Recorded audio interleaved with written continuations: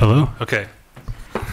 Hello, everyone, and thank you for coming out this evening to listen to and learn a little bit about Italian music, traditional pastoral Italian music. I'm fortunate to be joined tonight by two friends of mine, Anna Lomax Wood. Anna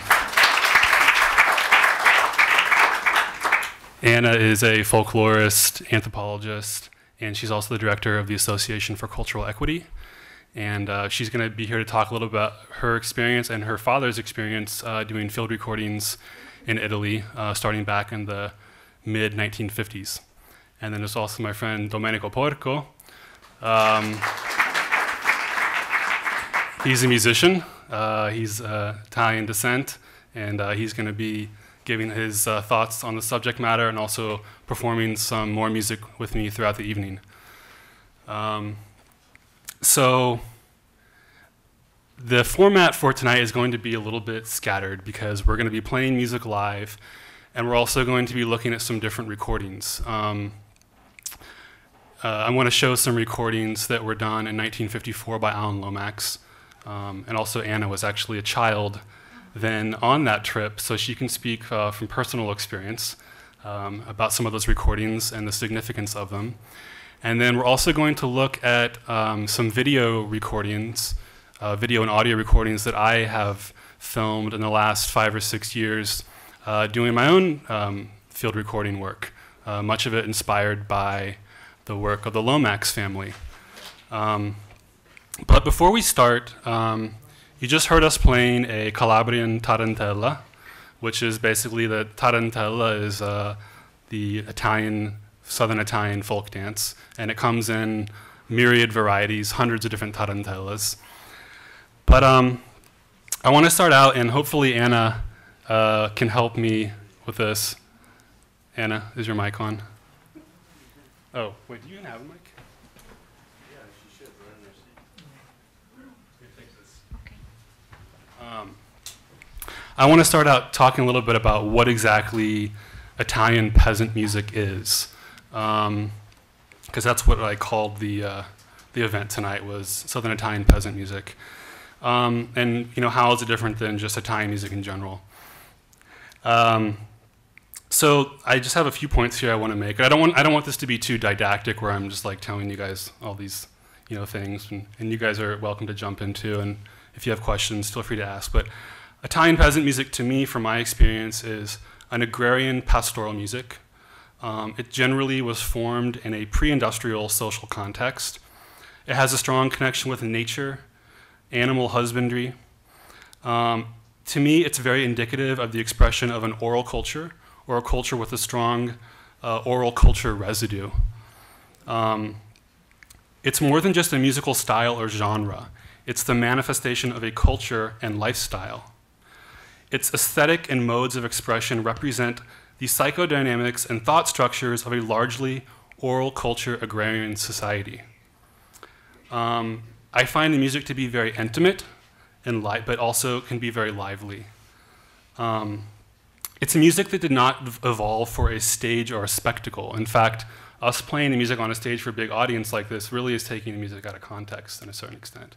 It was music that was played in intimate settings. Its performance was a part of everyday life. There was no separation between the artist and the consumer. It was and is played by common folk, usually without any formal musical training. Anna, do you have any thoughts just about how to classify? Well, classification is the good point. Oh, sorry.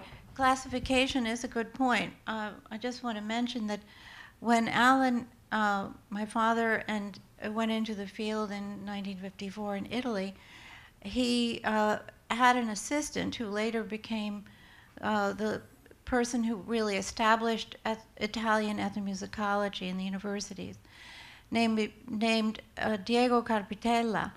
And Diego gave him some very useful pointers to sort of guidelines, and because Alan really didn't know anything much about Italian folk music.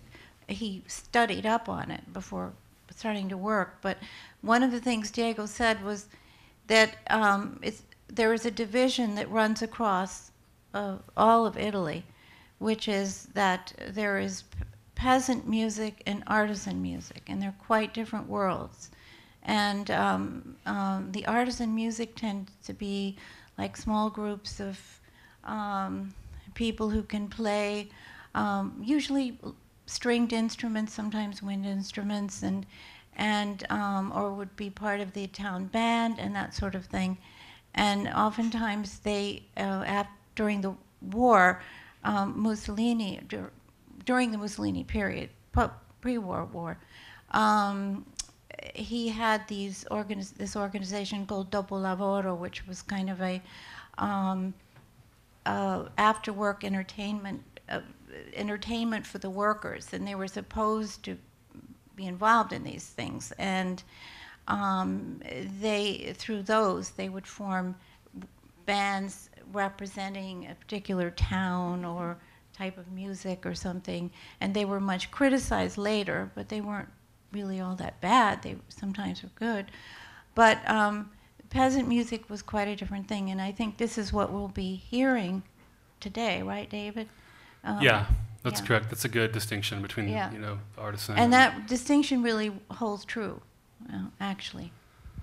So I kind of want to show some different examples of music that Alan recorded back in the 50s and show some stuff that I recorded and kind of talk a little bit about the transitional process that's going on with the generations. I mean, there's still people, this music's not dead. This is an ongoing tradition. It's a lively tradition, but it's definitely a changing tradition because the Italian world has changed a lot in the last 50 or 60 years. So first, do you want to do like Zampogna and singing? I'll play some Lomax recording of Zampogna and singing, and then So I kind of want to draw several different little strains of like musical styles. And the thing about Southern Italian music is that it's so incredibly diverse. I mean, that's all over Italy. The music is so diverse that it's impossible for me to show you all the different types of music. So I just want to focus on a few. But I want to start out with a recording that Alan Lomax did in 1954, and it wasn't labeled where the recording was, but to me it sounds like it's from Provincia di Catanzaro in Calabria, and maybe Dom, you can chime in if you think.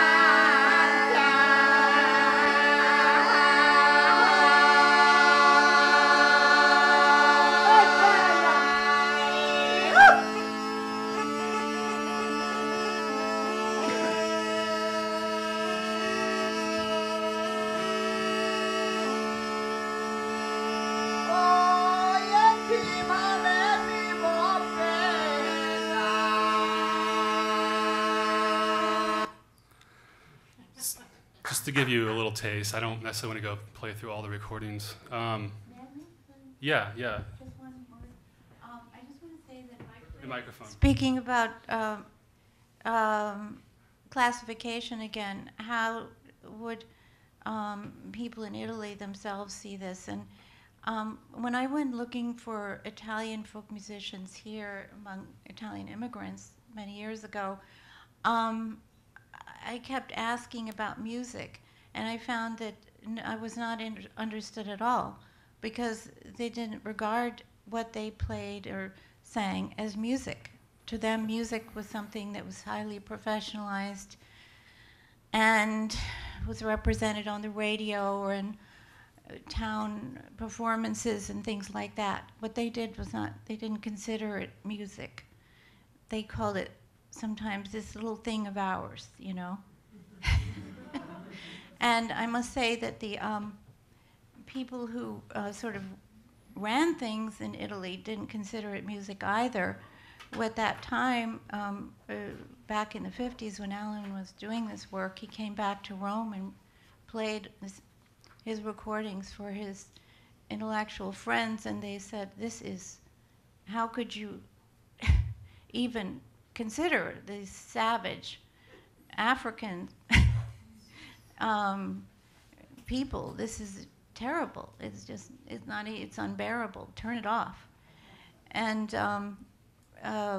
when nothing changed very much many years later when I took a group of musicians like this to perform in Philadelphia, and it was sponsored by the consulate there, Italian consulate, and the consul came up to us afterwards and said, this is an outrage. This is absolutely unacceptable. These toothless people who can't even speak, and how could you have this represent Italy?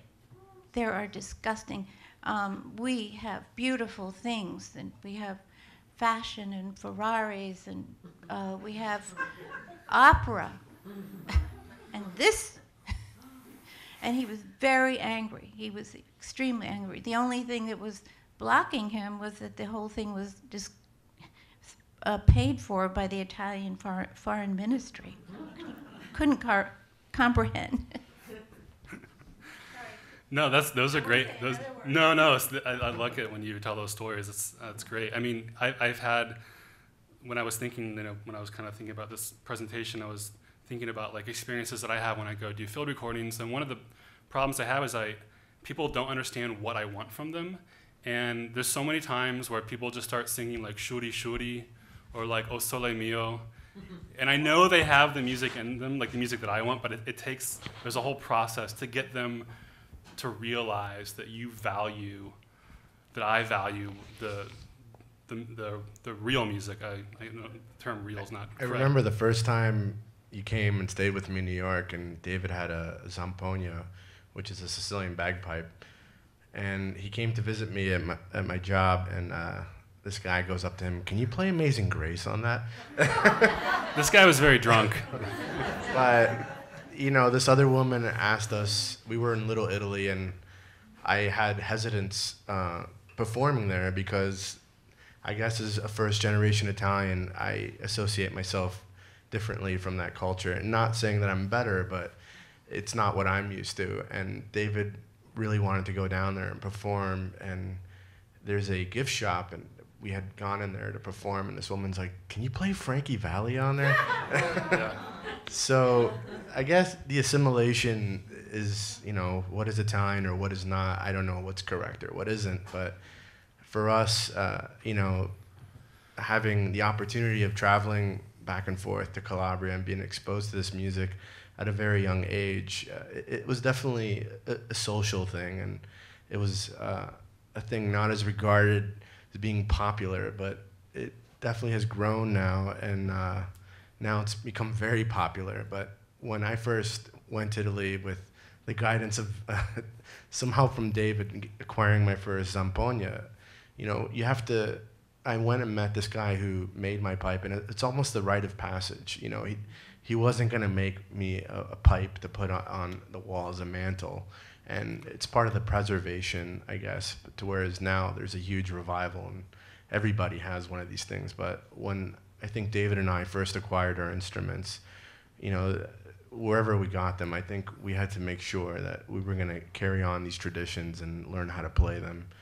And when David and I went back, it was amazing to see the guy who built the pipes for me. He had a few tears in his eyes because he's like, wow, look at these Americans coming here and sticking to their traditions. Anyhow, I'll stop now. So I want to play part of a video of kind of like what you just heard in the recording, somebody singing with the Zampogna. And this is from Lazio. It's from the town of Anticoli.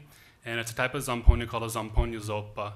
And it's actually a very rare bagpipe. There's only a couple of people left that play it, including the young guy in this video, Marco Cigniti. But there was actually some field recordings by a researcher named Ettore De Carolis. I don't know if you've ever heard of him, but he did some recordings in the early 70s in Lazio. And those recordings, they're just fantastic recordings. And I was like, I have to go find like what remnants there are of this Zampogna zoppa tradition in Lazio. So for me as a field recorder, like Facebook and before Facebook, I used to use like MySpace, but I've been able to find people in Italy who I can connect with, young people that are also interested in music, and then they can sort of be like my Diego Carpitella for that trip and take me to get good recordings. But so I just want to show you part of this video.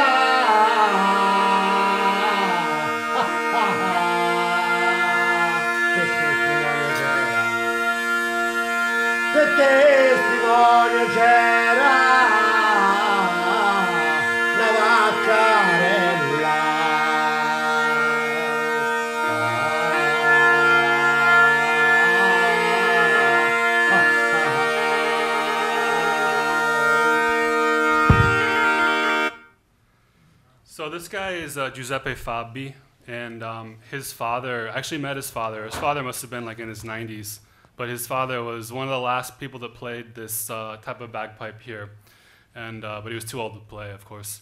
But this guy Marco Cigniti, he's like a one-man like phenomenon. He made that pipe. He's a pipe maker, and he's gone around and he's from Subiaco, but he's gone around to like a lot of these little towns in Lazio. And he's met and recorded guys like Giuseppe Fabi's father. So he took me to some of these towns, and there's no Zampogna players left other than him that plays this pipe. But there's people that know how to sing. There's people that know how to do some of the other traditions like the dancing, the organetto. But it was great to go around and to get these recordings with him, and they sounded like what I wanted from listening to those recordings from the 1970s. But like you have situations with traditions like this where it's dwindled down to like basically one guy. You know, like if he gets hit by a bus, that's pretty much that that Zampogna's dead. You know, because he knows the traditional repertoire and he can accompany those guys. Oh, go ahead. I just wanted to mention also while you're hearing all this, that these songs are the actual lyrics are really beautiful. Very often they're highly highly poetic and inventive and strange. Sometimes they're like dreams. Other times they're sort of like love poems that, but they're based on in most instances they're based on an 8-line poem called an ottava, with that is endecasyllabic, 11 syllables long for each line, and when it's sung, it's broken down into elaboration of 2 verses, 2 lines at a time. And so that's how the structure is made. But oftentimes in a community, they have just one, or not one, but maybe 3 or 4 basic melodies that apply to different genres. But they have they used to have maybe hundreds and hundreds of these poems. And it's just almost amazing how that is. And some of them are known sort of regionally, and others are unique to that town. So it's quite a phenomenon. Some are also improvised on the fly. Like, a lot of it is about if, let's say, there's a night and a few guys are together and they'll give an ode to the company and the friend and the meaning of friendship, and it's very intimate and beautiful. Most likely that's what I'll be doing with David. Speaking of, so why don't you, this is your Zampogna, Dom, why don't you explain briefly about this instrument? And well, first off, it's a pastoral instrument, and I guess most of the makers were shepherds or came from shepherd families, and typically the bag, not this one is a synthetic bag, but typically it's made out of a full goat hide. So the extremities are tied, they're inverted, and they use goat bag. And then this particular pipe here is made from, I believe, olive wood and maple, right, Dave? I think so, yeah. And in order to tune a pipe, you have to use beeswax to open up or sharpen or flatten the notes. And the reeds are typically made from Spanish cane reed, found all through southern Italy and parts of California as well. And the reeds I have in here are synthetic reeds, just because it's a temporal instrument and it fluctuates. When it's humid or cold, it's very, very hard to tune. Bagpipers or zampognati usually spend most of their time tuning more so than playing. Anyhow, we'll give a demonstration of what you just heard.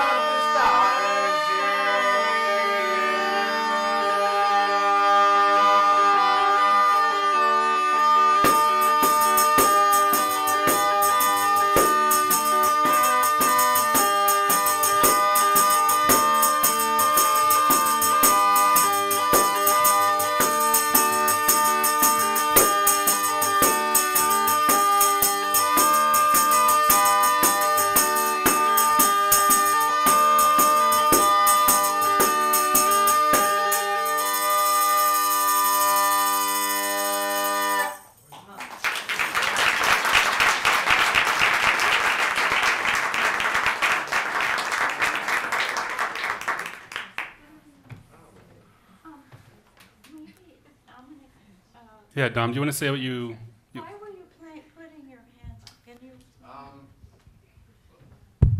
Well, usually because the Zampogna is so hard, and when you put your hand up and when people sing or holler, it's easier to sing in tune, and 99% of the time the old men are out of tune, but I guess that's due to other ailments, but it really helps the acoustic box and securing, just staying in key, really, you know. I don't know if you want to elaborate on that, but... Well, is this on? Yeah, it takes a second. Oh, I turned it off so it wouldn't be resonant. Well, no, just to say that you singers who sing solo also use that. And you see it with many folk singers in America too. They used to sing like this. If you're using what they call a head voice, where the sound is resonating in your mouth and which part of the mouth? I'm not exactly sure, but I don't get that technical. But it's up here rather than in your chest, okay? Then which is typical for southern Italy and the Mediterranean world in general. Then that really helps to focus the sound and to it increases the resonation for the singer so that he feels he can hear himself. It's almost like a feedback system. Before we go on to the next recording, I wanted to read the definition of intangible cultural heritage for oral traditions. This is a UNESCO definition because I feel like it describes well Southern Italian music to me. Oral traditions and expressions are typically passed on by word of mouth, which usually entails variation in lesser or greater degree. Their enactment involves a combination differing from genre to genre, from context to context, from one performer to performer, of reproduction, improvisation, and creation. This combination renders oral cultures and expressions particularly vibrant and attractive, but also sometimes fragile, as their survival depends on an uninterrupted chain of transmission. So let's move on to the next recording from Alan Lomax. And I want to focus on sort of just to give you guys like an idea of my thought process as a field recorder. I kind of would like latch on to one instrument and like really try to learn all about that instrument and the types of the modes of expression that go with it. So we just heard the Zampogna and singing with the Zampogna. Another type of instrument that's indigenous to southern Italy is the Chitarra Battante. And the Chitarra Battante is a type of folk peasant guitar that most people say just descended from the Chitarra Barocca, the Baroque guitar. And even some versions, there's different types of Chitarra Battante, and some of them actually resemble very closely the Baroque guitar. And some of them are more primitive in nature. But I was only able to find one recording of the Chitarra Battante from Lomax. We'll do that. We'll get to that. So I'm going to have you listen to part of a Lomax recording. I don't actually know where it was recorded, but I think it was recorded in Calabria, just from listening to the sound of it. I think it's this one.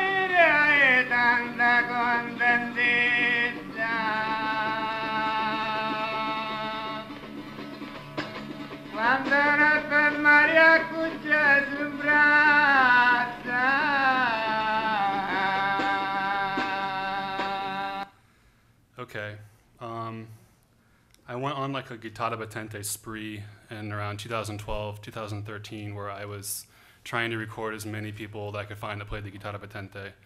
And there's not many people left that play certain varieties. There's sort of like a homogenized, it's kind of like when you have different dialect, you know, the Italian language is like the Tuscan dialect, and that becomes like the pan dialect for everyone. You see that stuff happening within the folk music world, where you have like, there's maybe like 4 different types of Chitarra Battante, and then one of them sort of becomes like the popular style, and everyone starts playing that at the exclusion of the other regional styles. So the one that's become the super popular one is it's a 10-string, it's 5 strings double coursed Chitarra Battante that comes from Provincia di Cosenza, like northern Calabria. And that's like, you know, the in vogue Chitarra Battante, and all like the kind of Euro hippies are playing it. But that's the fancy one, right? That's the fancy one. I mean, they're beautiful. They look like they're more similar to the Baroque guitar. But then you get into these other towns, and you find, and the one I'm going to play in a little bit, and the one you're going to see in this next video are a lot more primitive. And they have different tunings. The string count on them is different, and you know the regional repertoires are different. It's just like the Zampogna. You'll notice I'm going to play another Zampogna later. It's going to like blow your mind. It's going to be a lot different than the other one you saw. But so I'm going to play part of a video. This is from Provincia di Catanzaro. Do you want to tell them first what the song was about that we just heard? I don't know what the song was about. Oh well, it was a questua song, it's sort of like caroling, going around from house to house and giving many compliments to the householders, and it was done during a Holy Saturday before Easter, especially, and gathering food and wine and drink and so on. Which now is money for the church. And La Cuesta di San Francesco, for example, like people will go around, and if you donate something, they'll put money on the cape of San Francesco, so an ode to the saint. Yes. Yeah. La Cuesta. Okay. These 2 guys, I recorded these guys in 2013, summer 2013. Their names are Bruno Citino and Giuseppe Donato, and this is in Cardinale, which is Provincia di Catanzaro. And these guys were like, sometimes when you're doing field recordings, you find a person or like 2 friends that are just like a treasure trove of music. And I have a lot of recordings with these guys. Most of the recordings I'm going to play today are actually up on YouTube, so you could go find them. I don't have a lot of recordings of these guys up, but both of these guys played Chitarra Battante. Actually, the guy on the left was just like a phenomenal Chitarra Battante player. He's like in his mid-80s. But the guy, he didn't have much of a voice left. The other guy was a better singer, and you'll hear them singing and playing together. This is basically going to be Dom and I. Like, oh, yeah, I was just going to say that. I hope in 30 years someone, you know. I think that's going to be...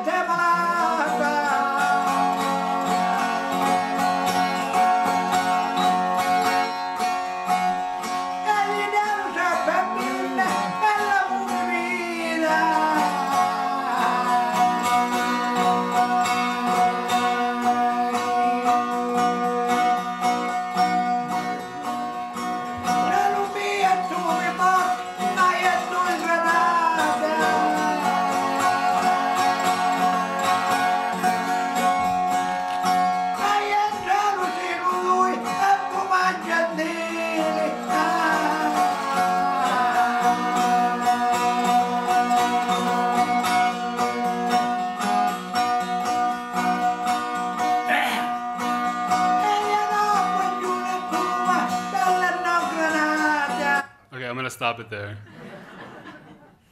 And before we play, I have to do like a little bit of show and tell. So my grandfather's parents are from a little town in Campania called San Gregorio Magno. It's in like the Alto Cilento region, and this town is like a small town, but it is like a treasure trove of music. It's like a field recorder's dream, but like a lot of places, you're kind of scraping at the bottom of the barrel, trying to record the last few people alive that know these traditions. And this is a town that they traditionally played the Chitarra Battante, which I was thrilled to find out. And there's only 3 people left that play in the town, and so I recorded all of them. And one of the guys, I'm going to show you a picture of him. This is Francesco Marino. He's actually a distant relative of mine. And his father, I know his father played Chitarra Battante, and made Chitarra Battantes. He also makes Chitarra Battantes, or he made Chitarra Battantes. And there's the type of Chitarra Battante they play in San Gregorio is a very obscure type that's not played in many places. It only has 4 strings. And I really wanted to get an authentic one. I wanted to get one made in San Gregorio. That was my ideal situation. So I was begging Francesco, I was like, can you make me a Chitarra Battante? Because he was really the only person that had the knowledge left in that town. And he's just like, I can't make you a Chitarra Battante. I'm too old. I can't do the woodwork anymore.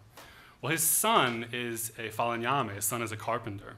So actually I filmed Francesco Marino, and I think it was 2012 or 2011. And I put a video up on YouTube, and his family saw it, and they were very touched. And the son was like, look, I will make you a Chitarra Battante.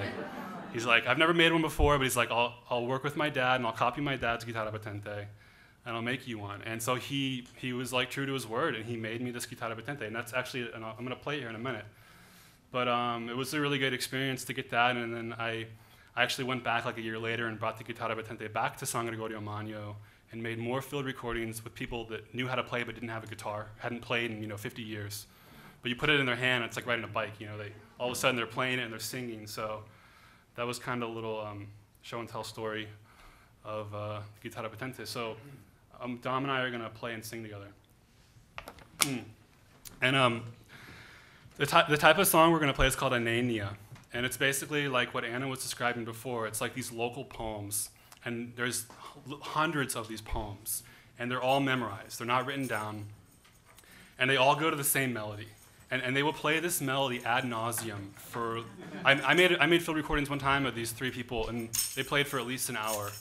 And by the time it was over, I was in almost like a trance, like stupor, because it was just like this. And just one more thing about San Gregorio. It's a little town up in the mountains, and I don't know, people are always like lamenting there. There's just like this mentality of kind of like complaining a lot. Like I don't know if it's like a mountain culture thing or something with Italians, but yeah, this is like beyond la crisi. This is before the crisi was invented. Like this is, but this music to me is very kind of bluesy. And Southern Italian music to me, I like Delta blues music, and there's so many parallels between them. But this music is very bluesy, so yeah, we're gonna. They must have been populated by the Greeks, so they were so gloomy.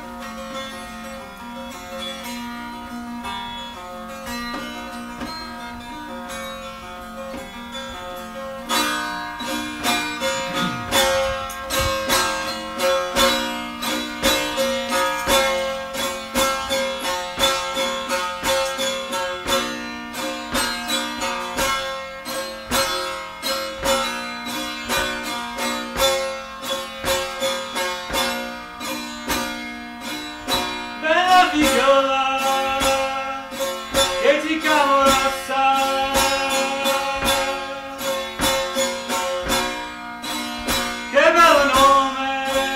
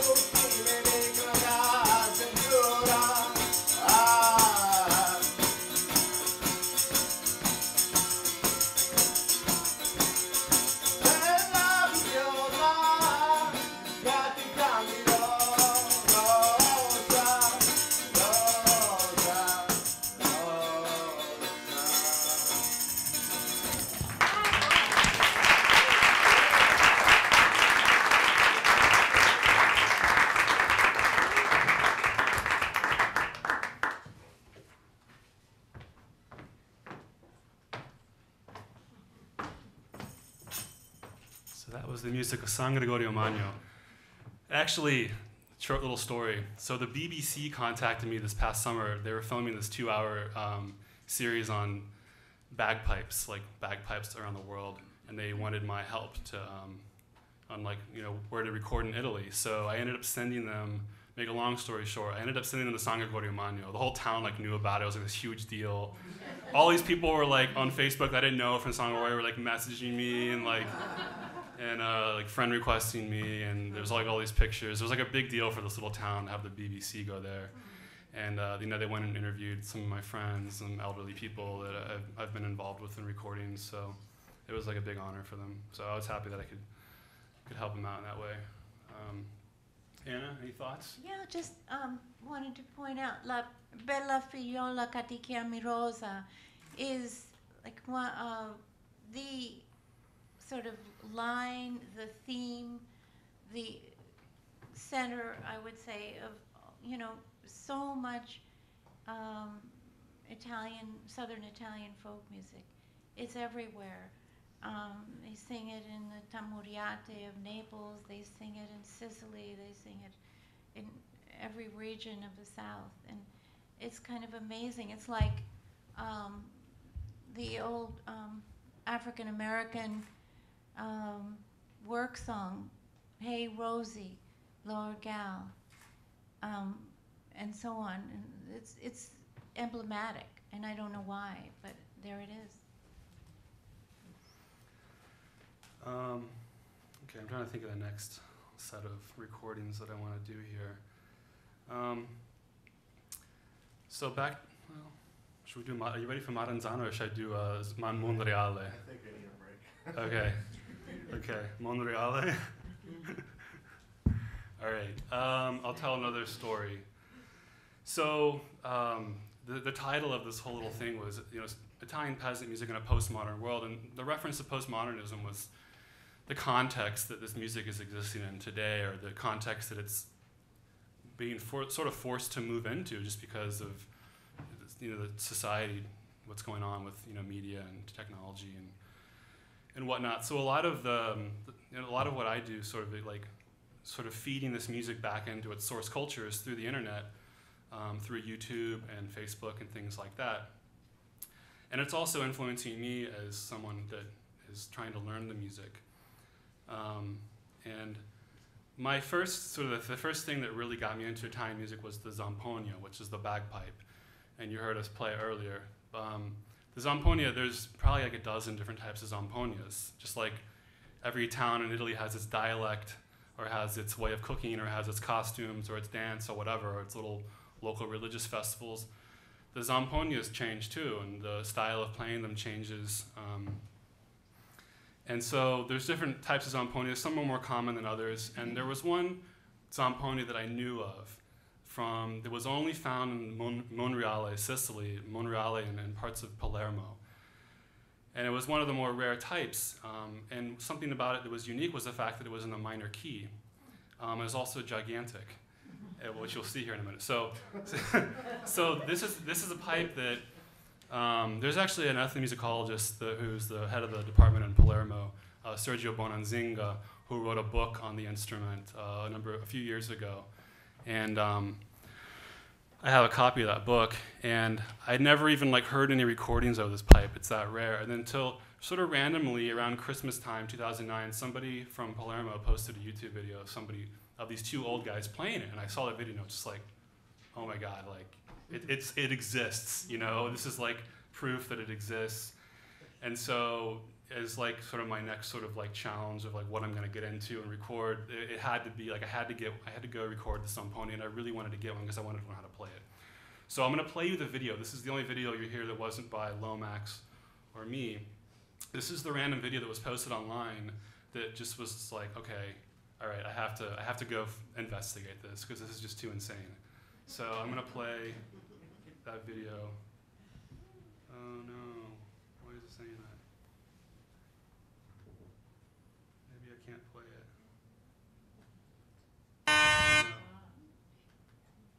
No. All right, well I'm gonna let you hear the sound of it. Actually, I shouldn't do that, I'm just gonna play it.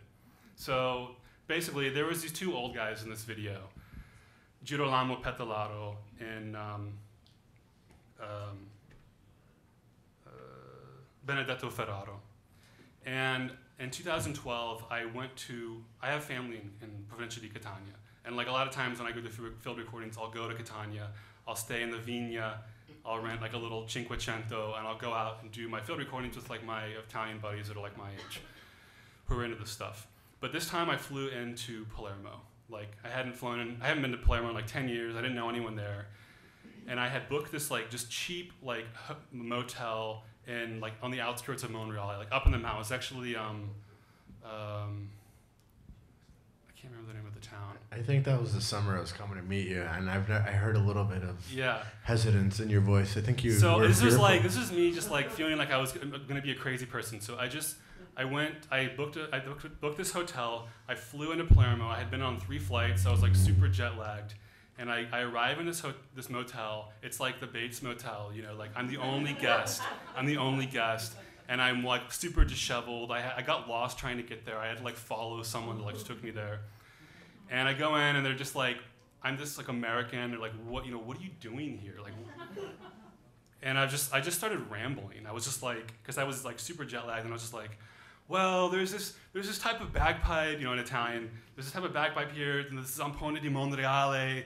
And I'm like, I want to, you know, see if I can find someone. They're like, oh, Giovanni, his uncle plays Now there's 4 people that play this bagpipe now, and his uncle was Benedetto Ferraro, the guy in the video that you can't see. And within minutes, I meet Giovanni. He's on the phone with his uncle. He's like, yeah, tomorrow morning, you know, go to his house. He's gonna meet you. So the next morning, I go there, and I had brought a smaller little Eastern Sicilian bagpipe. So I played for him. I was like, you know, he knew I was like super passionate about it. And to make a long story short, he ends up selling me. He had 2 bagpipes. These are like family heirlooms that are passed down through generations. And he has a son, and his son, just like everyone from his son's generation, was not interested in playing. And so he sees what's going to happen here. This thing's dying out. So here, and there was some other parts of the story, like he didn't want to sell the bagpipe locally because there's like all these like little feuds and like, you know. So like it's okay to sell to an outsider because like no one will get mad. But if you sold it to someone locally, then someone else will get mad. Like, why'd you sell it to that guy, not that guy? So anyway, he sells me the bagpipe, then I make a bunch of field recordings of him. And that was 2012, and it took me about 1.5 years just to get the pipe going. I mean, I had to basically do an entire restoration on it, make the reeds, get the bag, do a lot of work to it. So I'm gonna play this Zampogna for you. I've only been playing it for about 1 year, so I'm still kind of learning the repertoire. It's traditionally used for the novena. At least that's what it's used now, is for the novena. Like most Zampognas are used for the novena around Christmas time, but they also have sort of secular uses too. But this one they basically bring out around like the Epiphany, the novena, and then sometimes for Easter also. This is the largest type of bagpipe in Italy. It's the largest type of bagpipe in the world. And it sounds kind of like a church organ. So there's a lot of jealous bagpipers from Italy out there, but I have to give it to Dave. When he finally wrote me a message that summer and he did it, I couldn't believe it. I mean, this guy went through hell and back to get that. And but you know, just the story about how rare these instruments are, or how rare the musicians are in the town. You could go to a town, and because there's so few musicians, you could just be like, "Dove sono I suonatori?" Where are the musicians? Where are the players? And luckily, they'll direct you. And you know, in my case too, that's how I met the guy who made my pipes, or the people that have taught me a few ditties on the accordion or whatnot. And it's all by word of mouth, which is, I think, amazing. Anyhow. So I'm gonna play basically a novena, a Sicilian novena, and this is a pipe that was really only played in the area of Monreale. So be careful, Don, because this is gonna kick out. Yeah. We get some I would be just getting this here from Brooklyn was a hassle. Let alone, you know, all the way from Sicily. So you can park anywhere there. We can't do that here.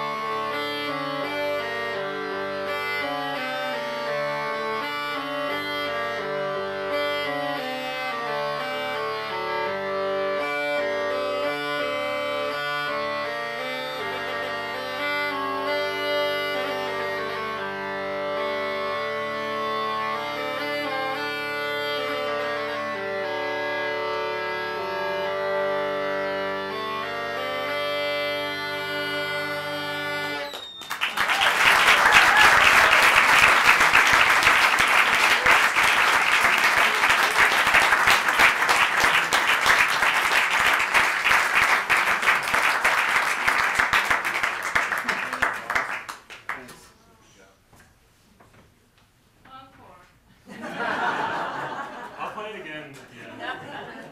I'll play a tarantella. It sounds like a very low register in a church organ almost. It's just beautiful. What is it made of? Was it usually made of a whole sheepskin? So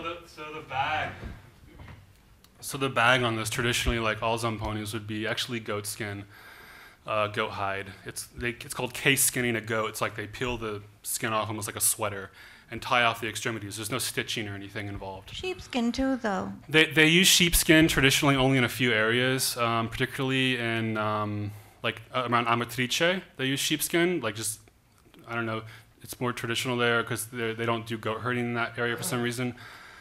But goat skin is generally used because it's more durable. Sheepskin's a lot softer. Well, I remember when years ago, these guys came over from Italy to play at the Smithsonian Folklife Festival, and there was a shepherd from, I believe, Catanzaro in Calabria, and he had a huge, not like this, but very huge. I mean, and he played it in the airplane. I wish I had been a fly on the wall. What was I saying? Okay, so yeah, this pipe, like I said, it's an heirloom, and it's, you know, he's like every old bagpipe's always at least 200 years old when you talk to an Italian person. I don't know why it's like a thing. C'ha la più di 200 anni. And that's a synthetic bag on that, and these pipes, like that, there's probably several different pipe makers involved there, because a part would break and then you go back to the wood turner, they'd make you like a new piece for it. But there's nobody making that type of pipe anymore. And like I said, there's only, I think there's 5 people that play it. One of them's like a guy's son who's sort of learning a little bit. But like in, you know, typical Sicilian fashion, like one half of the bagpipers aren't talking to the other half because there's like this feud between them. It's like really ridiculous. But anyway,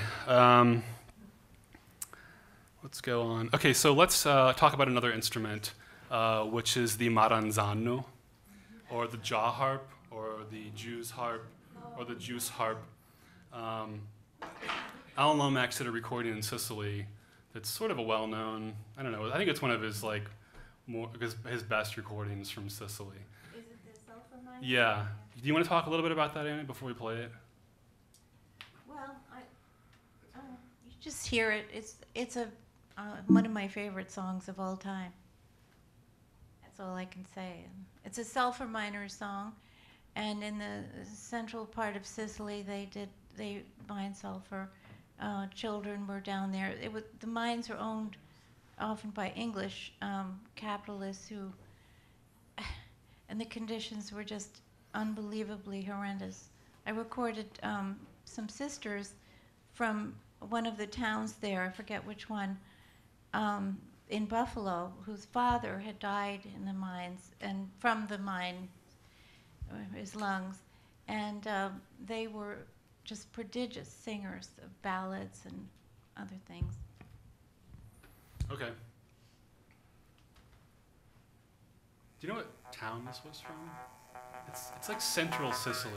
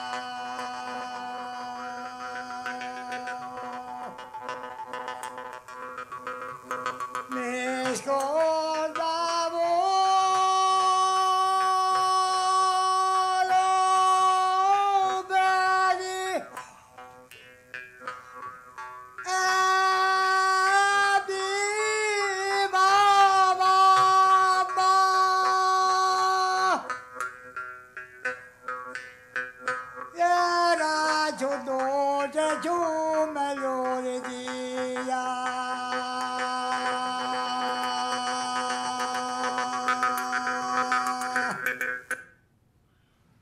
So he's talking about like, you know, I forget who I am, forget my life. You know, it's like obviously like, well, just I don't have the words, but he's like me schooled. I was like, I forgot who I am. I forgot this life. I forgot my mother.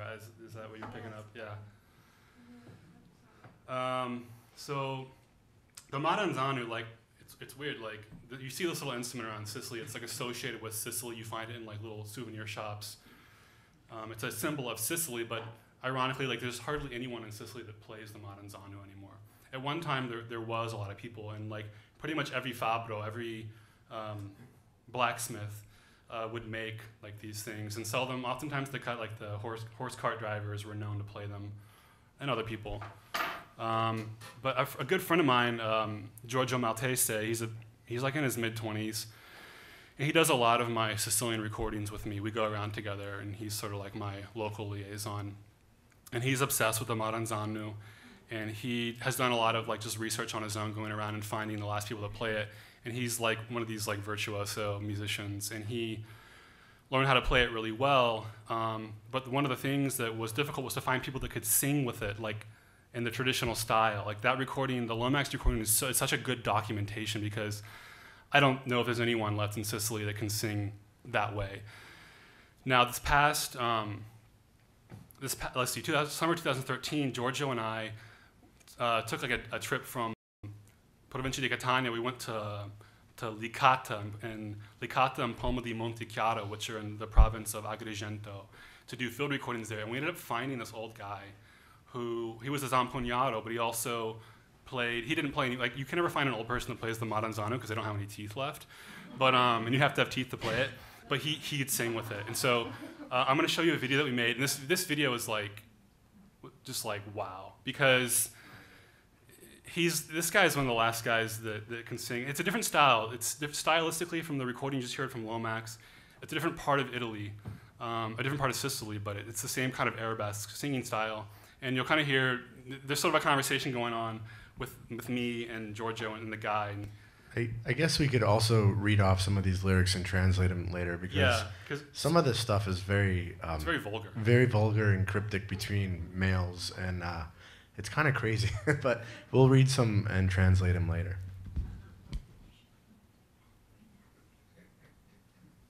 Per esempio c'erano canzone d'amore. Facci sentire magari, se lui suona. Canzone d'amore, così per dire c'è lui è bella, ma tronto. Avete a venire lo sentimento.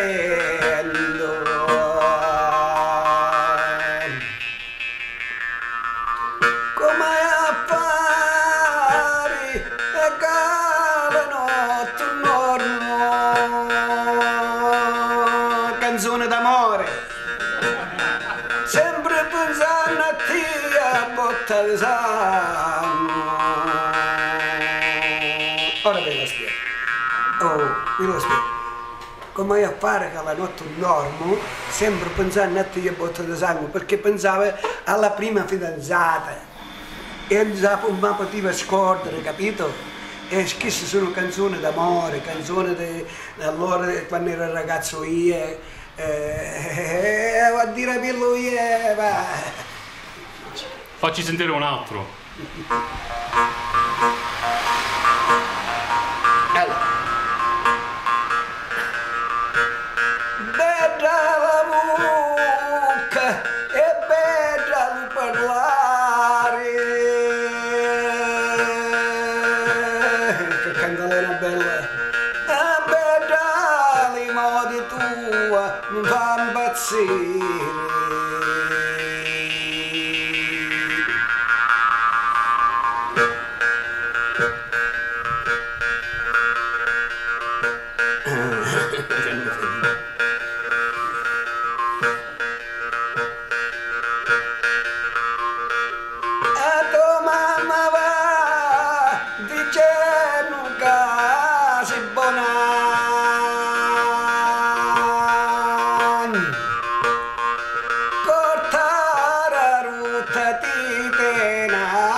sana. All right. So, yeah, to find this guy, it took a lot of work. We were going all over the place, like knocking on doors, chasing this guy around town. And finally we found him. We actually had to like drive him back to his house. That was a really funny experience. But I guess Anna wants us to translate some of these lyrics for those of you that don't understand the Sicilian dialect. But I'll go through a few verses because some are very vulgar. But the first verse is Kumai e fari, che la notte non dormo. What am I going to do because I can't sleep at night? Sempre pensando a ti, a botta di sangue. I'm always thinking of you. You're like a blood clot. You could kill me. Bella la bocca e bello parlare. Beautiful is the mouth and how beautiful it is to speak. A bella li modi tua mi fanno impazzire. I guess your ways, they drive me crazy. I don't know if I should repeat the next one, but I may go for it. I guess we're all adults here, but it's for so academic vulgar, purposes. A tua mamma va dicendo che sei buona. Your mom goes around saying that you're a good girl, or a good woman rather. Ma corta la ruta ti tiene pesana. And basically, like I guess it translates, if you're broken in, you're not good enough. It's not true, you know? Yeah. It's like, I guess, if you're not a virgin, you're not worthy of marrying me. Tell them about the canzone di sdegno. Why don't you tell them about that? Well, there's like these degni, like, well, there's disdegno or also like injuria. Well, it's the same thing. Okay. There's a whole category of songs. It's like in an Southern insult Italy. songs, basically. Songs of insult, hatred, and usually by disappointed lovers. Can I read a quote from my Yes. book now, Anna? Okay. So, as I was saying earlier, one of the characteristics of Italian music is it's an oral tradition. And I don't know if anyone's familiar with Walter Ong, but he writes a lot about oral cultures. And I want to read just a thing about the sort of the antagonism that you find in oral cultures. And I think that relates to this recording a lot. Many, if not all, oral or residually oral cultures strike literates as extraordinarily agonistic in their verbal performance and indeed in their lifestyle. Writing fosters abstractions that disengage knowledge from the arena where human beings struggle with one another. It separates the knower from the known. By keeping knowledge embedded in the human life world, oralgy situates knowledge within a context of struggle. Proverbs and riddles are not used simply to store knowledge, but to engage others in verbal and intellectual combat. Utterance of one proverb or riddle challenges hearers to top it with a more opposite or contradictory one. And I think that explains really well what's going on in a lot of the text in some of these songs. Dom, do you want to try and do our own rendition of... We could try to do it, but I just want to let everybody know I'm kind of new to this style because my family's from Calabria and this is a Sicilian thing. And it's very hard to sing in a particular key that David's Maranzano is in. But Dave, a question for you. What does Maranzano mean? It's just a folk word? Yeah, there's multiple different words for... In Italian, it's scaccia pensieri. Which means to drive thoughts away, to like, kind of it's like... also called tromba degli zingari. Yeah, tromba degli zingari. Like which means the trumpet or... Of the gypsy trumpet, yeah, gypsy trumpet, because those, probably they were made by Roma iron workers. And in Sicilian, it's Maranzano. There's also other local, even more dialect names that sound sort of similar to Maranzano. It sounds like an Arabic word to me. I don't know. The instrument itself, though, is probably one of the most common and most popular folk instruments in the world. And it's very popular in Siberia and parts of Eastern Europe, but all through the world. There's only 2 people that make these in Sicily. Up until a while ago, there was basically one old guy. He's actually dead now. He died like a couple years ago.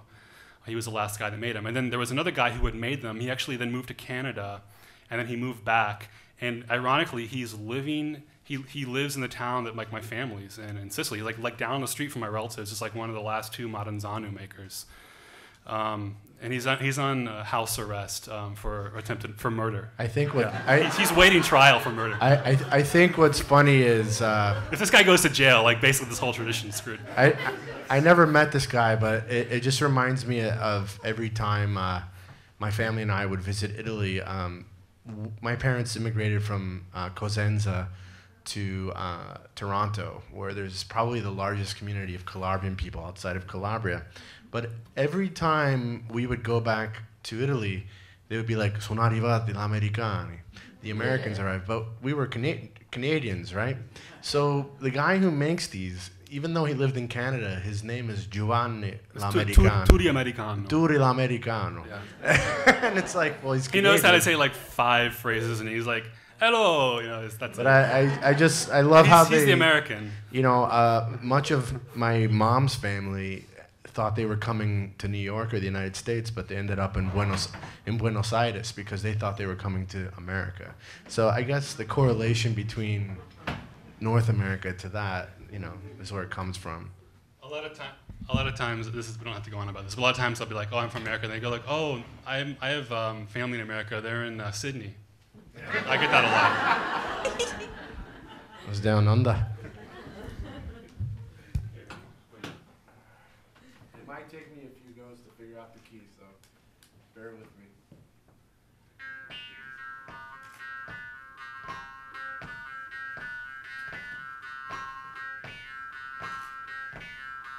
Guai affari, che la notte non dormo.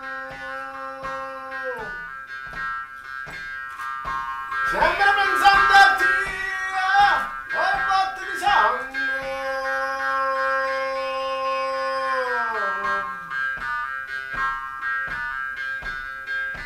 Vede la buca e vede non parlare. A battere i modi tu, mi fanno impazzire.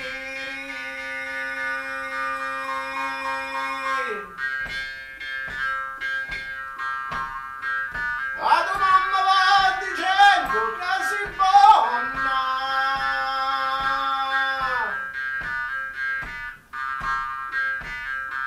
Ma portare la rotta di bene per sana.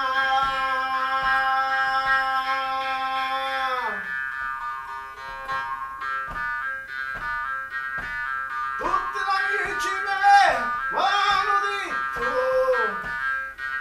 che l'uomo non merita questo stesso oggetto.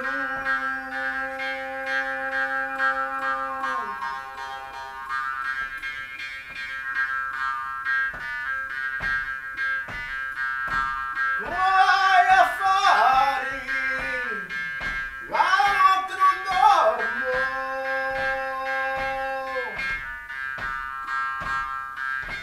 Sempre pensando a te, ho botte di sangue.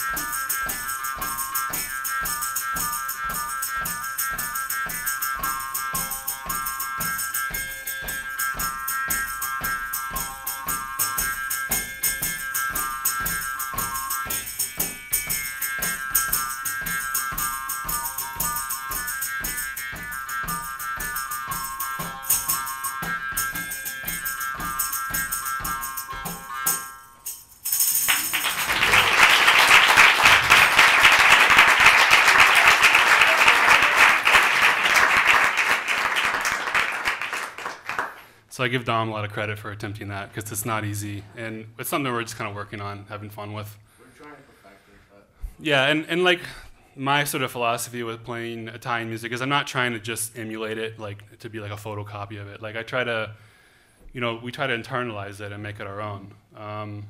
And that's one of the things about this music sort of going into the 21st century is that the social context that this music evolved in doesn't really exist anymore, and in a lot of ways. I mean, this is agrarian, pastoral culture, and it's not as robust as it once was. And so the music is finding new areas to express itself. And one of the things that I notice a lot is there's sort of a generation gap. You sort of have people that had their formative years kind of before the 1960s, you know, that grew up in that kind of old world that play the music, and then there's sort of the baby boomer generation that really abandoned the music in a lot of ways. And one encouraging thing is that I'm seeing a lot of people like in their 20s and 30s and younger who is like, wait a second, this music's like, this is cool, you know, like there's something important here. And the hope is that happens in enough cases that these local traditions can survive, and it is happening. I don't want to be all doom and gloom about it. A lot of the diversity will die off, but then there's also a lot of renewal and repurposing of it. I want to make a couple points about that with a couple more recordings. In the town of Bagheria, which is in the Provincia di Palermo, it was an area known for these horse cart drivers, and they have a special way of singing when they were basically like porters. They would deliver goods all around the area. There was a lot of them around Catania too, that go up and down the mountain from Catania up until the Paesi Atenei. And actually my great-grandfather was a carrettieri, and so was his father. And this was something that was passed down through the generations. It was like a job. And they have a very unique way of singing, and one of the things I focus on in Sicily is trying to find the last carrettieri that, you know, actually carrettieri, and they did the singing style. The profession is gone. There's no one that's doing it anymore. But when Lomax was there in 1954, he was able to actually record these guys working on their horse carts. So I want to play part of a recording that Lomax did in Bagheria, and then I want to play a recording that I did in summer 2013 of a guy, he's about my age, maybe he's younger, I don't know. His grandfather was a carrettieri who was recorded by Alan Lomax. And this young guy, he didn't do the profession, but it's in his family. Now his father didn't learn the singing because it skipped that generation. That was like the baby boomer generation, like throw the baby out with the bathwater. But the young guy learned it from his grandfather, and his grandfather's dead now, and all the original carrettieri in this town are dead.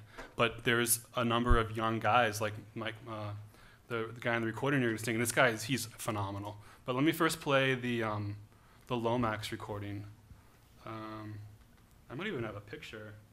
Okay, yeah, here's a picture that Alan Lomax took of a guy. And I don't know if you're familiar with these Sicilian horse carts. They're like the traditional Sicilian horse carts. They're very decorative and ornate.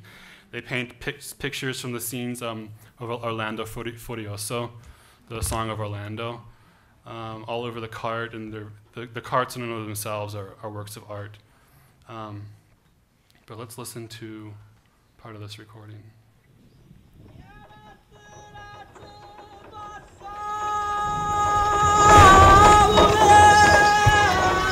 I think it's loud.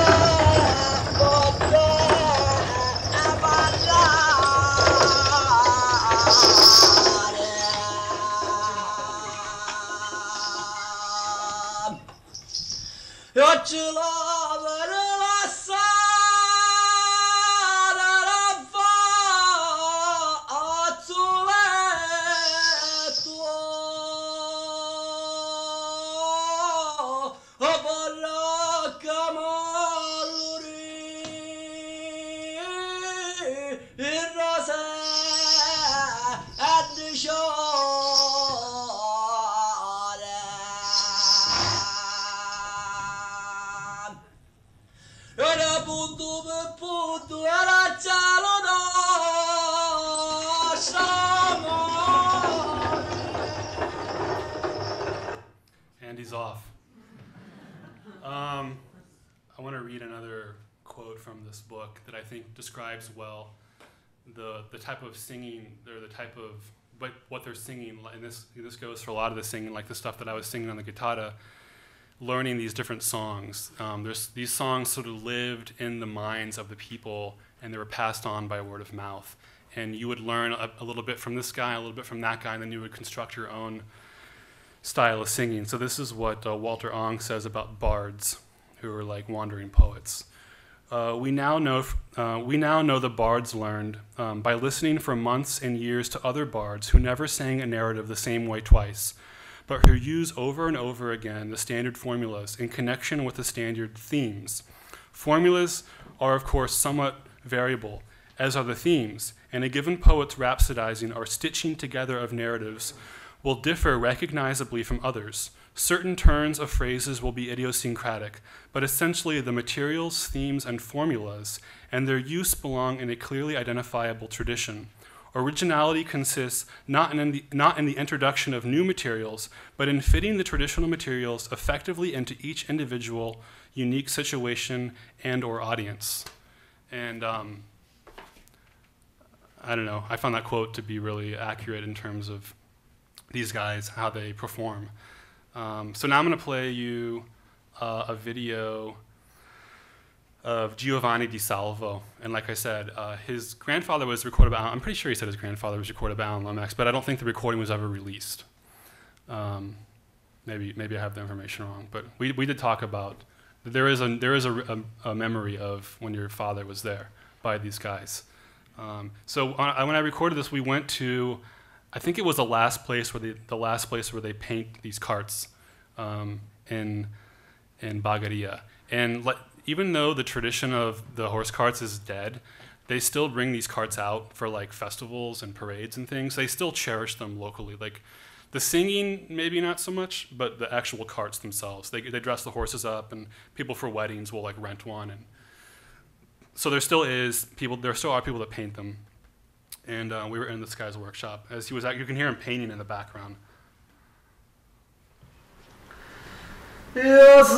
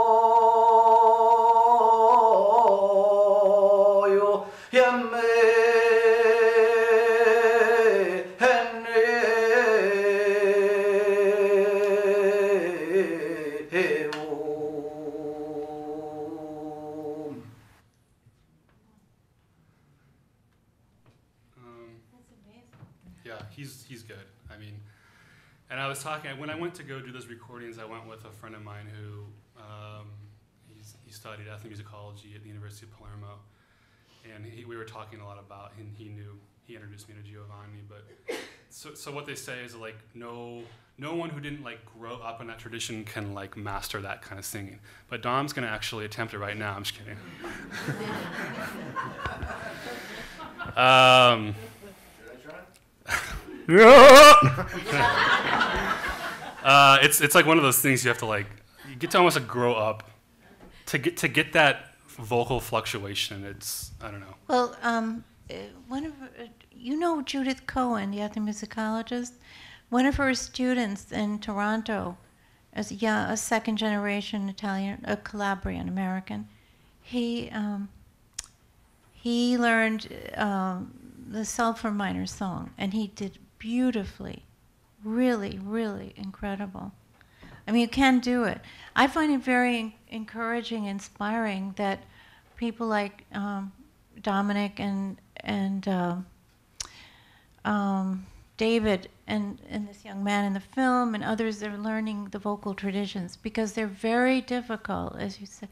You could see, because it's a combination of many elements, and it's a very different approach to singing than ours. And usually, in my observation, a lot of revival and preservation has been done around instrumentation and playing instruments. And I think people seem to be more attracted to it. What do you think? Yeah, that's true. Well, for me, I think when I first started doing field recordings, I started first doing field recordings back in about 2007, 2008. I was focused on instruments.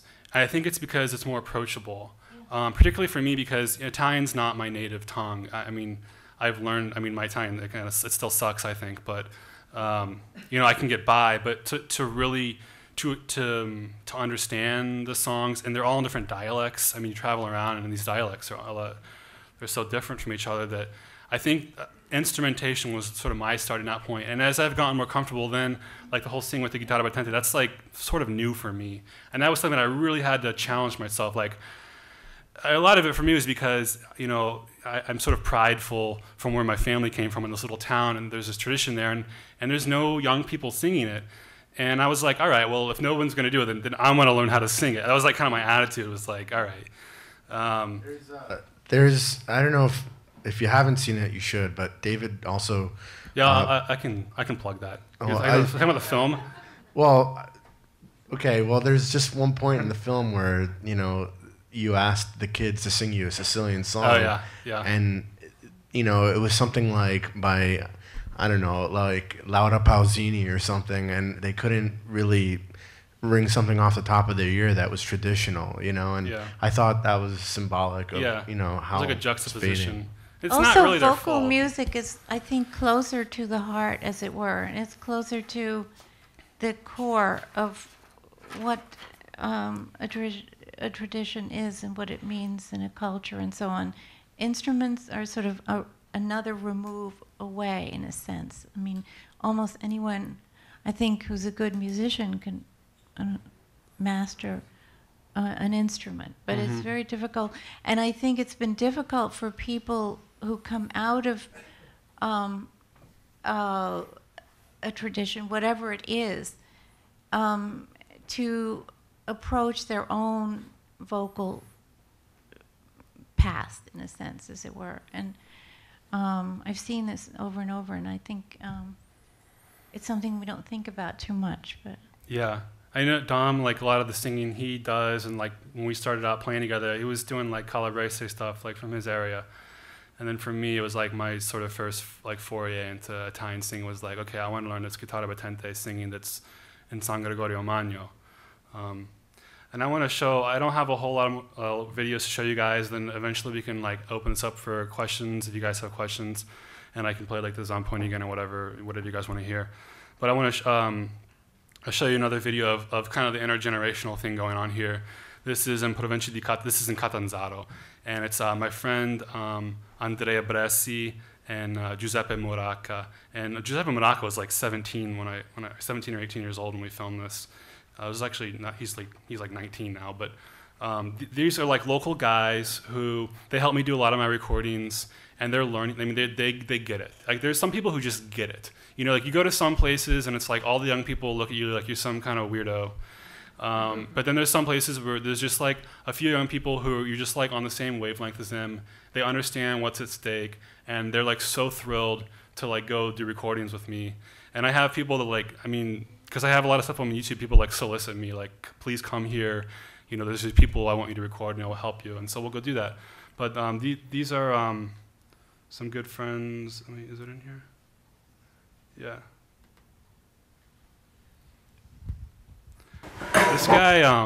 This guy with the organetto is Raffaele Cristiano. His father just died like about a year ago. He was 99 years old. He was almost 100. He was like a month away from being 100. But he was a Zampogna, and he taught a lot of the guys in the area. Like, he was sort of like the tradition bearer. This is his son.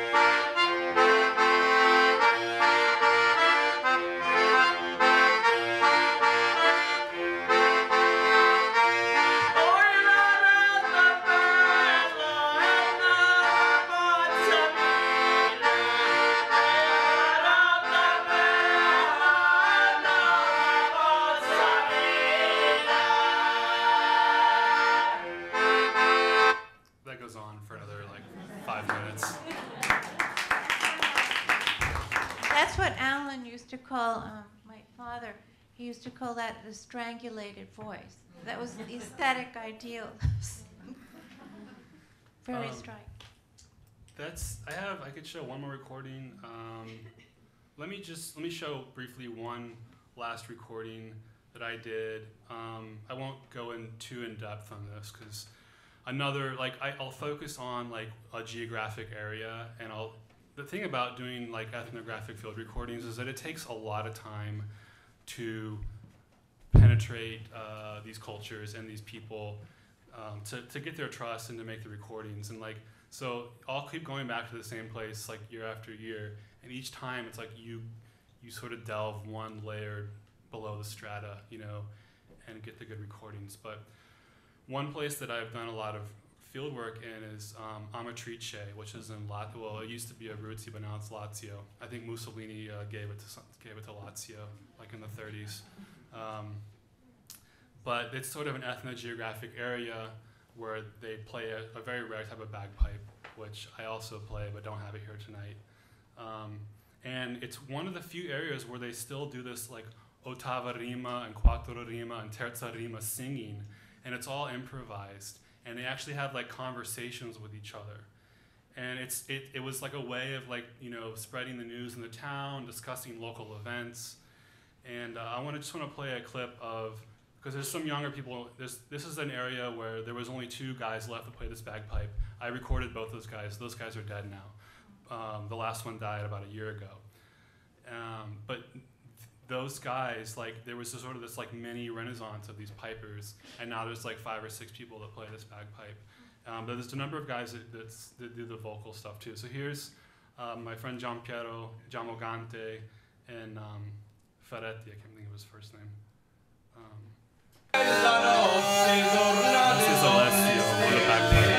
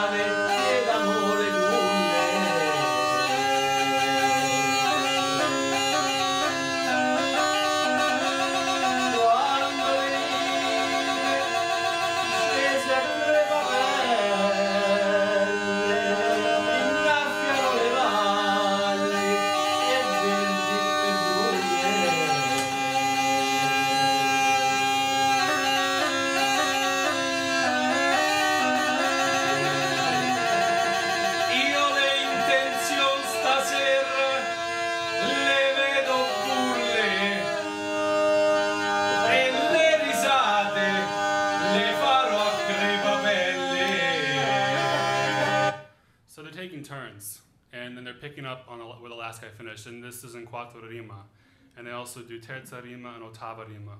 When they do the ottava rima, it's a cappella, there's no instruments, and they do that when they do these serenatas, and I actually got to try to like watch and film a serenata where it was like, you know, this guy was proposing to this girl, and they went below the window, and then we did the whole thing outside. We went inside the house, and there was like a big party, and the guy like went up a ladder with like a rose, and they still do that kind of stuff, and this is like one of these traditions where it was on the brink of extinction. Actually, Alan Lomax recorded a piper in this town, Rafone. David. Yeah. It's time for you to put subtitles of the songs on there, but they're singing. It's time. You've got to do it. I mean, I know have it's so hard, many recordings, it's like. But it's so great. Yeah. To see. I can't do it all. You must get an assistant. Dom? No. You want to do the subtitles? I have like maybe 3 other music projects, and I can't do that. So that's pretty much it. Yeah. So. Does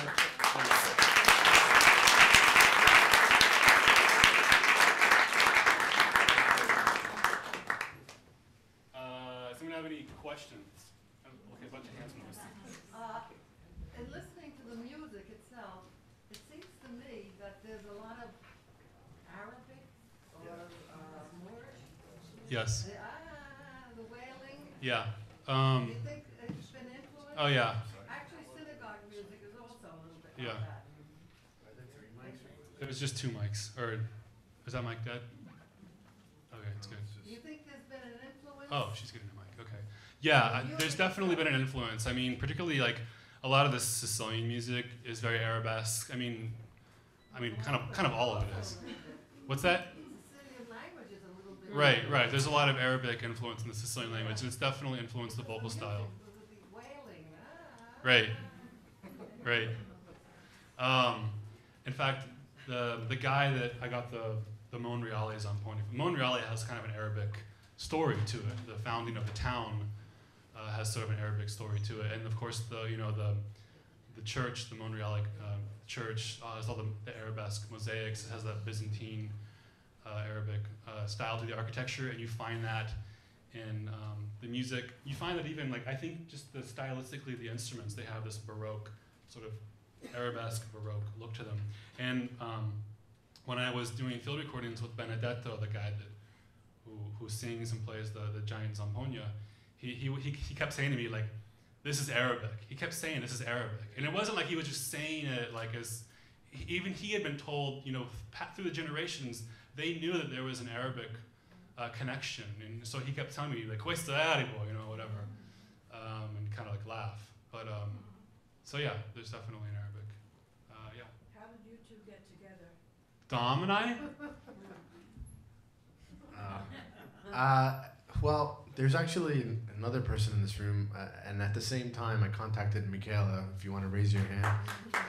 Michela Mussolino is also a Sicilian folk singer that I play with. So I contacted the both of them. I had purchased an organetto, and I had become crazed about the instrument. And I was just praying that there were other people that shared the same passion. And I scoured the internet, and I came across David and Michela, and this all started. I had like, a MySpace page, believe it or yeah. not. That I had a MySpace page. This is before Facebook was in Italy. And like it was actually very convenient because I had Facebook for like all of my American friends and stuff. And then I had MySpace was like all Italian. And then they made Facebook in Italy, and then like there was like everyone jumped from MySpace to Facebook. But I had like this is like kind of back in like 2008 or 9 maybe. Like at least 8 years. Yeah, and I had like I would put like some recordings if I was learning to play the Zampogna, and so Dom found me there and he wrote me and we started talking, and then I came out to New York in 2010. Actually, I should mention, so in 2008 I shot a feature-length documentary film about Italian folk music, Italian peasant music, specifically about the Zampogna, and I submitted to like film festivals and stuff, and the Calandra Institute hosted a screening of it in 2010. So I came out and showed the film at the Calandra Institute and also in the Philadelphia Italian consulate. I showed the film there. So that was the first time. So Don like hosted me at his place in Hoboken, and that was like the first time we met was when I showed that film there. But I should mention, Don kind of plugged it earlier, but if you're interested in this, I think that my film is a really good sort of starting off place to kind of like an introduction to the culture and the music, and it's on YouTube. So if you look up the name of the film is Zampogna, the Soul of Southern Italy. If you type that in YouTube, you should be able to find it.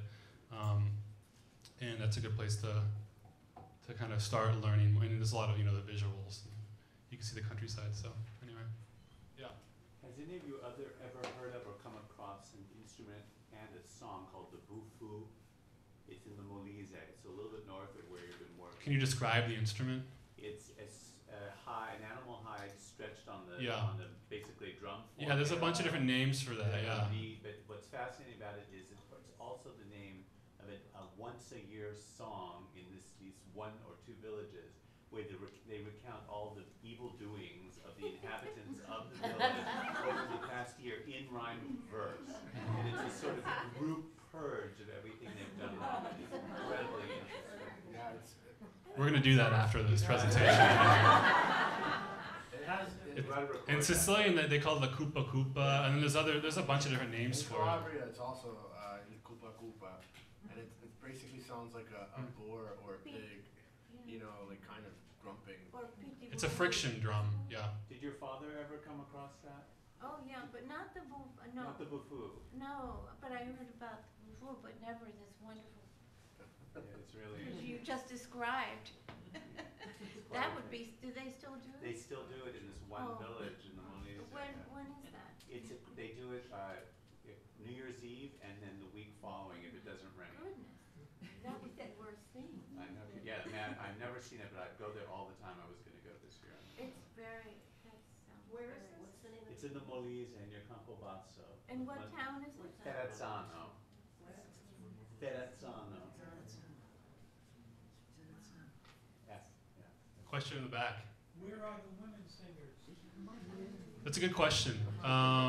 There are women singers, and I was actually thinking about that when I was kind of putting this together. I didn't have a lot of representation from that. I think one thing, just speaking on my own, well, first of all, there's Alan Lomax has a lot of recordings of women singers. Like his percentage of women singers is much higher than my percentage of women singers if we compare our bodies of work from field recordings in Italy. I think some of it, as I started out, like I was saying earlier, focusing on instrumentation. And so I was recording like Zampogna players, Chitarra Battante players, jaw harp players, things like that. And most of those instruments are traditionally played by men. women, in terms of instrumentation, generally play like tambourine or like castanets or more like just like percussive instruments. There are some places, actually, I don't know if you guys saw the photograph on like the little presentation thing that I sent out. There was a woman, actually, okay, so the guy in that photo was my friend Andrea Bressi that was in the Organetto video you just saw. And the woman was a 100-year-old Calabrian woman that we went and recorded. And like I said, traditionally women don't play like the Chitarra Battante, but for some reason in this area, it was traditional for women to play the Chitarra Battante. And this lady was like the last female that played the Chitarra Battante, so we were like thrilled to go get that recording, and she sang and everything.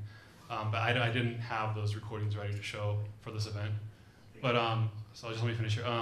So yeah, I try to make an effort to record women as much as I can, but I think there are women in the younger generations that are singing and stuff, but I think I don't know, it seems to be maybe this is just like a bias of like the recorder because I'm a male. It seems to be like these traditions are sort of being passed down through men. There's not as many young women that are like, oh, this is cool. I find a lot more young guys that are like, this is cool. I don't know, what were you gonna say, Dom?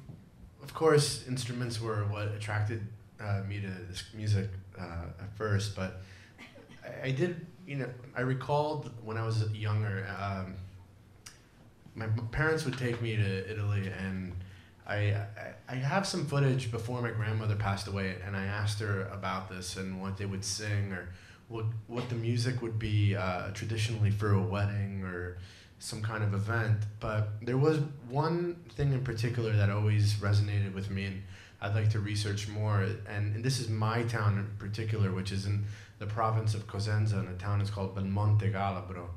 And there were women that made wicker baskets, I cestini is what they call them. But while they worked, they would sing like religious hymns or songs. And I mean, their harmonies were so beautiful, but that was gone in the 90s when, some of the older women passed away. And that's something I definitely would like to research more. But I just remember it being so beautiful, and unfortunately there aren't any recordings of that from my town. Yeah, when I do try to find women, and when I do, I really make an effort to make those recordings. But it's definitely, I have a lot more men, so go ahead. Well, I have an old record from the 60s, Bella Ciao, but it starts off with an old woman working rice paddies, and she's singing that song, and then it goes into the famous Bella Ciao. Mm-hmm. Do you know that record? Yeah. Yes. You got Stefano's attention. Yes, I heard. He jumped up when he heard. Because it's northern Italian that you keep neglecting. We had a conversation about Bella Ciao. Yeah, as soon as he came into my office, so my name is David Marker, but I'm Italian American. And I think tonight he proved it, besides the last name. Thank you very much for what you've done. No, what we discussed was the different traditions between the North and the South. And of course, what you're referring to are the rice field workers that were all women. And it was one of the first examples of mass employment of women. And of course, it's in the north of Italy, in Veneto and in Piedmont. And interestingly enough, right there still now, the phenomenon that David was mentioning of a generation that was skipped is returning, because there are granddaughters learning from their grandmothers. And we had here a group that does a very interesting fusion between electronic music and the traditional songs of the mondine. That was the name of the mondariso, because they would clean up the fields of rice from the weeds in order for the rice to grow better. And Bella Ciao, as a matter of fact, it has been adopted by the resistance, by the anti-fascist fighters, but it was indeed a song of these women. And the first set of lyrics of Bella Ciao, that, as you might know, traveled to be the song of the recent upheaval in Turkey and Egypt and everywhere else, is originally a song of the women that worked in the rice fields in northern Italy. And the lyrics are very clear. They are basically asking the landowner to increase their wages and to let them go home earlier because they want to be with their families again. So that's a very, very basic request that they have. And it's Bella Ciao because when they leave on these long trains that take them from their hometowns, from their villages, to the fields to work, where they would be for months and months, and they say goodbye to their beloved, to their boyfriend, to their fiancés, to their families. So that's where the Bella Ciao comes in, is it when they're taken away from their hometowns to go somewhere else. And then during the resistance, it was adopted by the partisans, and of course the lyrics were changed, and that's the lyrics that we are familiar with right now. And it became basically the unofficial hymn of the anti-fascist resistance. But it originated with the mondine, with the women that worked the rice fields, that were of course glamorized by Bitter Rice, the famous movie with the fantastic Silvana Mangano, and it seemed that they were all like superstar models, and Gino Lollobrigida and Sofia Loren working the rice field. It was not as glamour as the film Bitter Rice make it to be, but you know, it sort of gives you an idea of that kind of environment. And I think, I just want to sure. When I listened to that, to me it sounded so Japanese, the way this old woman sang. So what? Japanese. Japanese. Yes. There are some common threads and some common elements, I believe, in many kinds of different folk music, and you see that the more you go deep, the more you see common roots, and some of them can be expected, like the Arabic roots of Sicilian music, same in some Spanish music, especially from the south, and some of them are unexpected, like finding Japanese influences in the songs of the Mondariso, but it's perfectly legitimate to see it that way. Yes. And before we ask David to play again for us with the huge, gigantic Zampogna, I wanted to thank Anna Lomax, and we intended this also as an homage to the work of your father. Your father did incredible pioneering work. And I'm putting together two events. One we hosted last night with the mayor of New York, and we had 600 people for a new documentary on the Italian Americans. And basically what the mayor said was inviting everybody to rediscover their origin, their roots, travel back to their town of origin and talk to the people there and see where they come from and talk to their children and share this heritage. And I think David, you've been doing that on a larger scale than anybody can imagine. And I think Alan Lomax did that for everybody, because by recording these very frail memories and making them available and durable, he really did something that is a monument to a civilization that is disappearing. And this morning I went to a fundraising for the Cathedral of Milan. And of course it's very important to restore monuments and statues that are made of marble and bronze, but that's relatively easier. They're much longer lasting than this. This is the oral tradition. The oral tradition, it's delicate. Exactly. And it's even more delicate, because yes. It's more delicate to preserve, it's more difficult to find, and once you find it, it's more difficult to keep it. So what your father did is an incredible monument to this. He was very lucky, because when he went there, it was just at the moment before the change, because people were still singing and performing this music for their daily life. They were singing lullabies to their children. They were singing in the marble quarries of Carrara. They were singing in the rice fields. And it was still existent. Plowing and threshing songs, driving the animals around, all of it. I was just going to say... What caused him to go there? Thank you. Yeah, well, it was a long story, but basically he had an assignment to do a world music library with Columbia Records and BBC, but he himself was driven to do this. And nobody had done a complete collection of the whole country of Italy. It had done some recordings in Sardinia and Lucania and other places, but not all throughout the country. And so he said, well, I'll do it, He was Thank you very much, Anna. And again, thanks to Dominic and David for keeping this tradition alive, not only by recording, but also by reinterpreting. And as David said, reinterpreting not as a Xerox machine, but with your own spirit and your own soul of a Canadian and American that go back and discuss with your fellow Italians that are back there these things. And it's also amazing how you were able to incorporate social network, and how, for example, your connection with the wonderful Michela also that we had here on this stage perform. A great example of Sicilian singer, very active and doing incredible job herself. So this is all a great initiative, and I'm so glad that it comes immediately after that big event that we had yesterday about Italian heritage, because you really demonstrate what can be done, what should be done, and you do it in a great way. So thank you again very much. Thank you. Please let us go with the sound of that in our ears.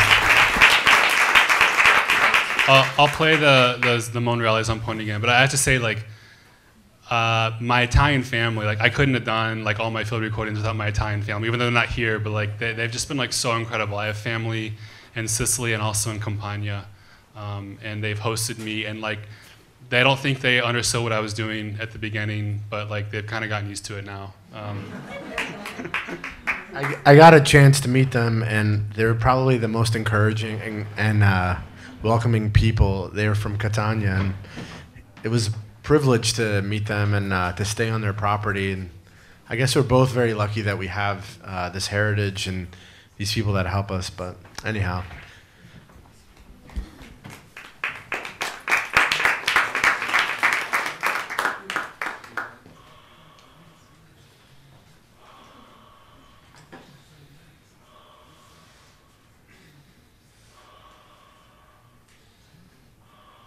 A lot of inflating that goes on.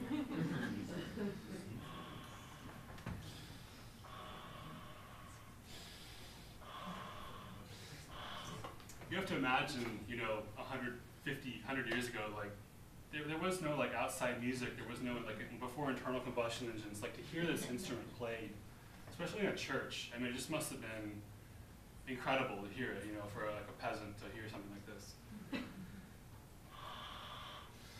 I try to put myself in that context sometimes.